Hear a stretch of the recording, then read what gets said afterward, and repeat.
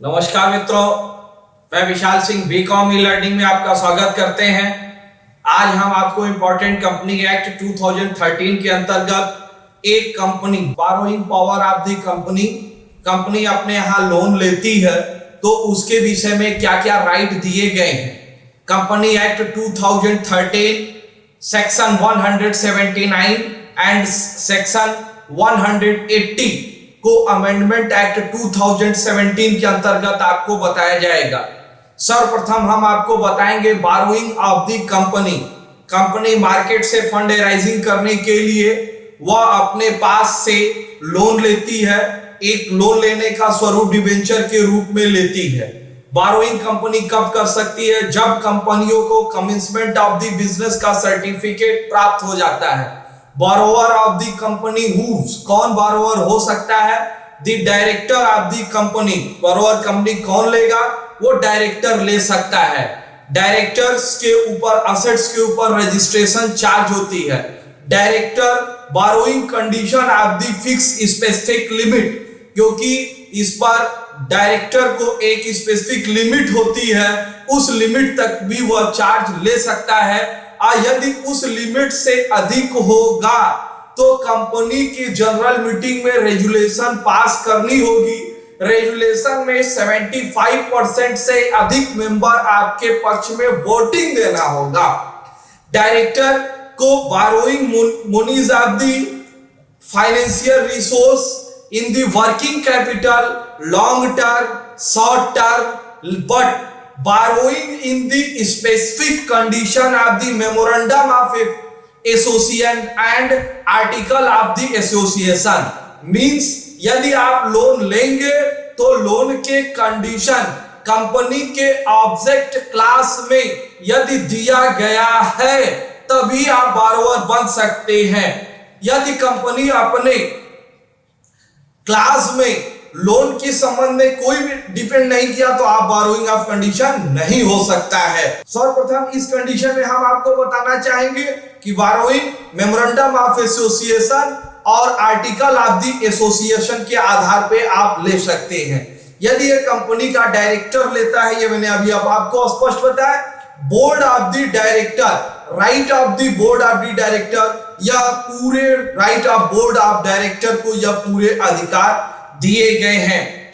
Modalities and statutory limit of the borrowing specific the section company act 2013 section 179 BOD board of the director in general meeting.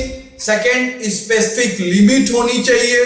Third, general meeting of the pass 75 in the member. Section 180 temporary loan of the means repayment demand with in the 6 month. Short term यदि company loan लेती है तो वह section 180 के अंतर्गत आता है। This is the loan receive of the amount and full payable of the amount in the 6 month in the credit agreement discount of the bill bank OD के रूप में यह प्राप्त कर सकते हैं। नेक्स्ट आपको बताना है registration charge. Company act 2013 section 2 sub section 16। Section charge company act 2013 section 2 sub section 16 के अंतर्गत किसी भी असेट्स पर यदि आप लोन लेते हैं तो उस पर सिक्योरिटी प्राप्त करने का अधिकार है।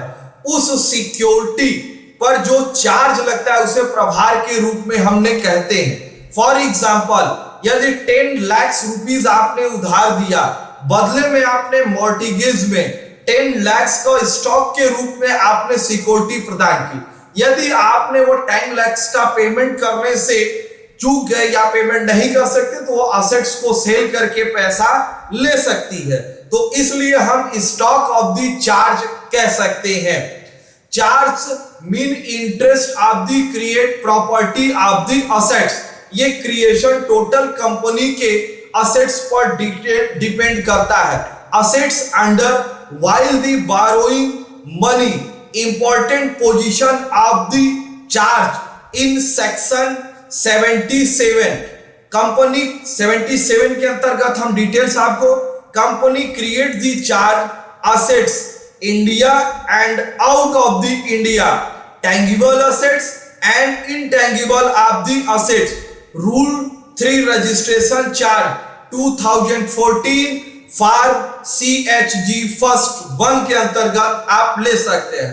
Next, company act 2013 section 78 application for the registration of charge by the charge holder.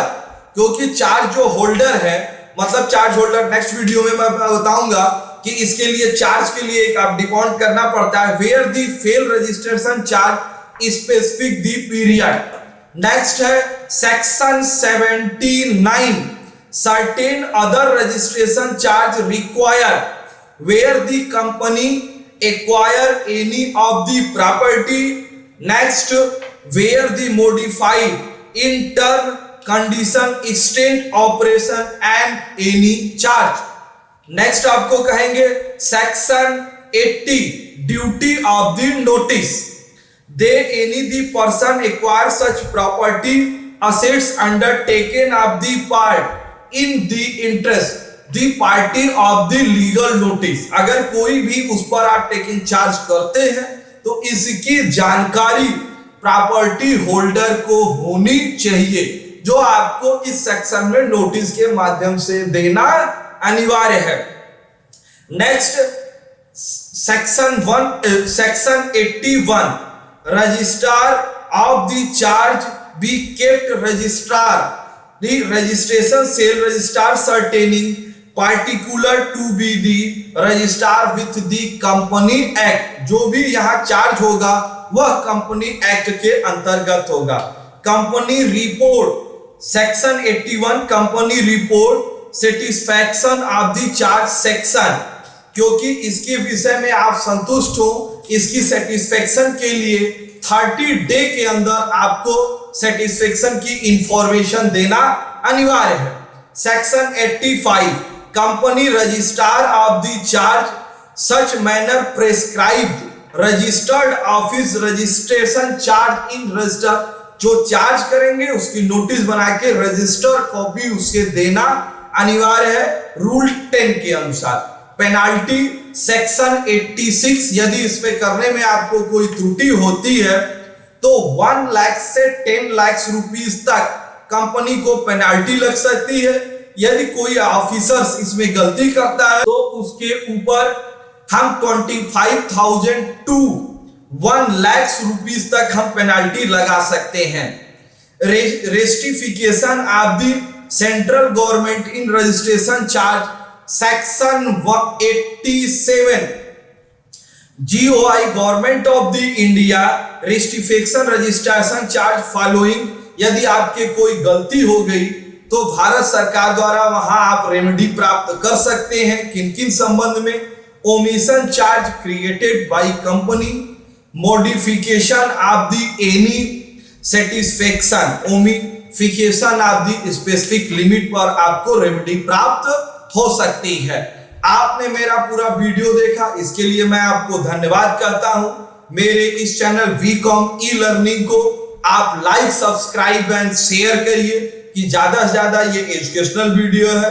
Commerce के बच्चे हो, कंपटीशन कॉमर्स के संबंध में हो, any how of the creation in the commerce of institution, graduation, non graduation, intermediate and the CA CS के students भी इसको आप पढ़ सकते हैं. आप अपने नॉलेज को बढ़ाइए. ये आप हेल्थ इज वेल्थ, आप अपने स्वास्थ्य को बनाए रखें. धन्यवाद.